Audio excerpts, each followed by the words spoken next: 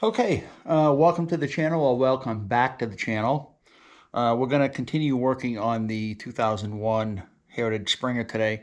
I still have the front end apart, but what I've been doing is kind of fooling around with some different cleaning techniques to get rid of rust and to touch up some stuff. And so we're going to go over some of those things that I've been doing.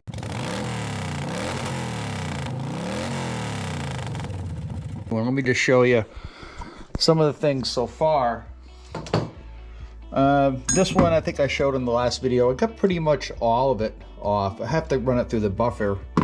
But this one I was working on today, and I kind of got a lot of it off. I have to polish it, and there's some that's right in here that we're going to work on a little bit. But for the most part, this piece here is good. And then this one here still has a little bit of surface rust on it, but for the most part I got this pretty much all done too. Then we're going to work on some bolts, nuts and everything. The hardest one was actually this one. This one didn't come out too bad, although it's not really chrome on the back. It's kind of rough metal on the back. I did get rid of most of the brush with a Dremel tool and a wire brush. And then the triple tree on the top, I kind of got, that didn't really have any rust on it, but it did have some cleaning, and I think I cleaned the Allen head bolt out pretty well. Still got some work to do on these. I'm debating upon, let me put this on let me move this camera. Alright, so I got this one out. You can see the spring. I have to buy a new spring, but the nut on this is really rusted, and I'm trying to see if I can find another one, because it looks like it does have some kind of an insert on there. So we still got you know, these to clean up too that are inside the risers here. I don't know if I'm going to be able to get these bolts, nuts anyway, you know, with no rust on them, but we're going to try to work on some of these. I might have to take a file, maybe just go over around it to get some of that rust off. These are pretty available if you wanted to buy these. The cushions here, or whatever you call them, I don't remember what the names these are. These are inside the risers here. These are pretty decent shape. I just have to clean these off, so we won't need to replace those. And we have the other one over here. The other one's not really in any better shape. This one is still kind of messed up. Yeah, and this one is all, the other side is all kind of messed up. But so let's take these things out, and we'll see if we can get these things cleaned today. The risers actually look pretty good. They don't look too bad inside. I think some steel wool or Never Dull. Actually, let me try some steel wool first. See if we can get these. Now this is double, quadruple zero steel wool. So this is the thinnest steel wool that you can get.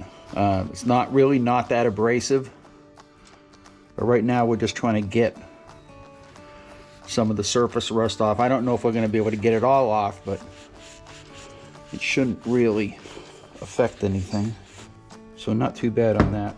I don't know how we're going to get the rust off of this. It might be easier just to get new ones. Let me see if I can use the Dremel on this. Maybe it'll do something.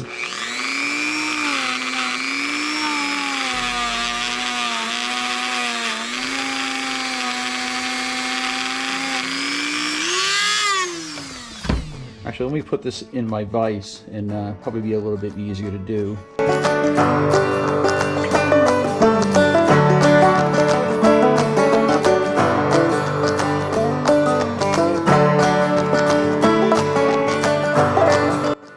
Okay, so that cleaned up fairly well. Got a little bit more work to do on it, but it cleaned the threads up nice. Of course, we got to do this side down here, but so that Dremel tool works fairly well. So I got this set of Dremel. These are brass right here. What I was using was steel, but I got these at Harbor Freight. They were like $5 for a pack of, what was there, 5 in there? So I'm looking for those. This is the part number. It's Chicago Electric Power Tools 5-wheel brass wheel and brush set. And then on the other side I got 5 of the steel. Same company, same everything, just that these are steel, and there's 5 of those in the package too. So that seems to clean up fairly well. Let's do another one. And work on this a little bit more.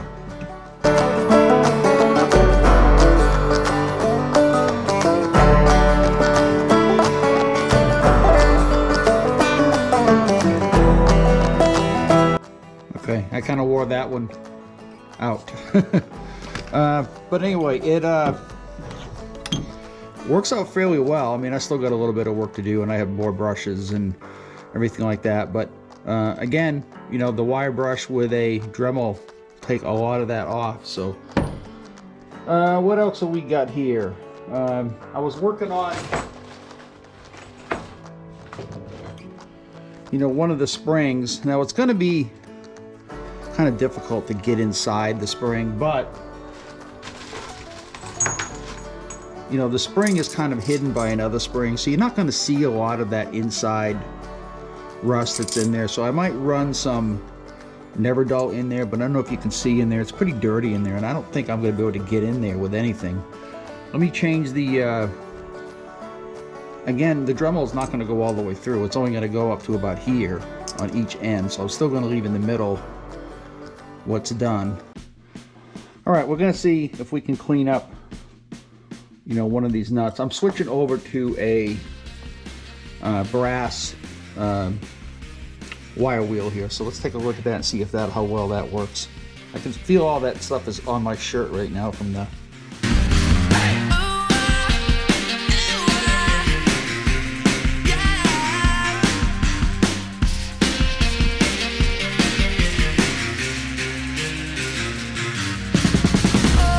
Okay, I don't know if the brass did as good a job as the metal, as the steel.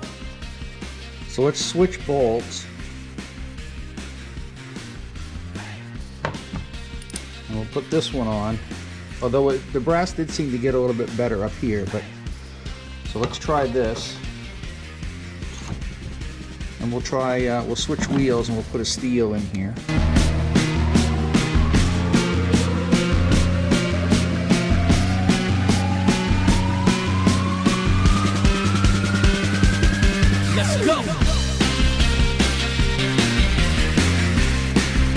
Alright, I can already see that the steel wire brush is much better than the chrome, so you can see the difference. This one here was with the brass, and this one here was with the wire, with the steel. So a little more work. It did get a little bit better around here, the steel, when I started doing some more around here.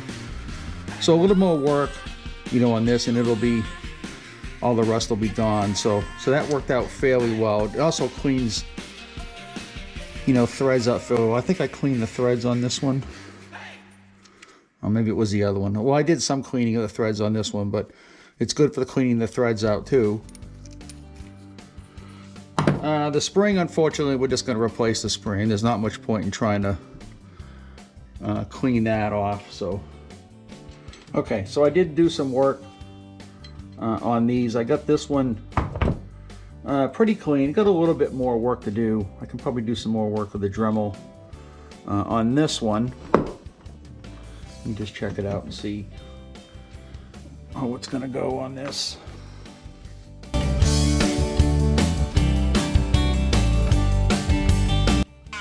Alright, so that's probably about as good as it's going to get. I don't think that unscrews. Yeah, it doesn't. So we'll take some Never Dull and put some Never Dull on that. What did I do with that? So this is something that I use a lot of too, which is just a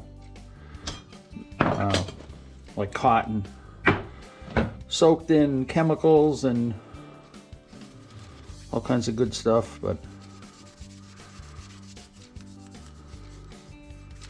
so it's probably not going to get any better of this. I could put it on the buffer, but let's check the buffer out and we'll see if the buffer is going to do anything more to it. Probably won't, but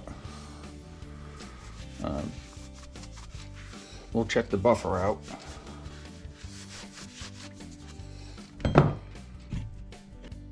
Okay, so on the buffer, this is just a standard Harbor Freight 6-inch buffer. I've got the heavier wheel on this side that I've been using. This is kind of the lighter wheel over here. And I've been using this polishing compound gray. Is there a number on here? I don't think there's a number on it, but it's used with Stitch Sisal buffer. And it says fast cut compound is used to prevent light scratches and restore the natural look of copper, brass, stainless steel, steel, and aluminum. So it doesn't say anything about chrome on this, but I have used it a little bit on chrome. So let's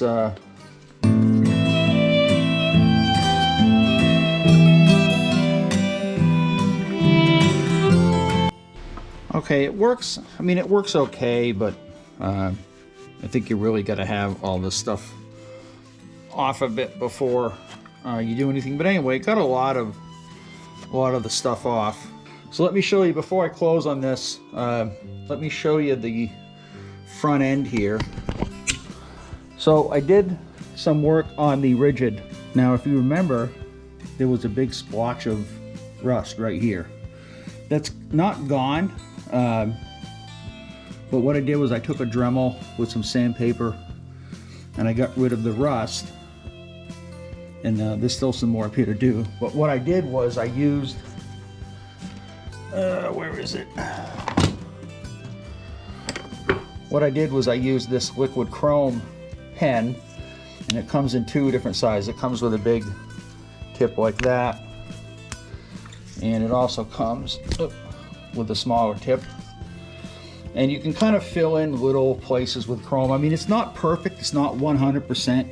If you kind of look at it in the light, you can kind of see, it's kind of dry, so it's kind of hard to see now, but it actually looks pretty good as far as, I mean, you obviously, if this was a concourse restoration, you know, you wouldn't be doing that, but you know, for the everyday thing, it looks much better than it did with that quarter-size piece of chrome missing.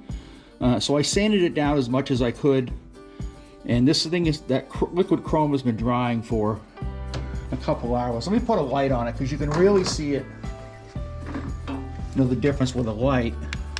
So you can see how it looks different with the light shine directly on it. But it's enough to cover something up. I mean, I obviously wouldn't do the whole fork if it was like that, but it's enough to cover up that little section rather than sending it out to be chromed.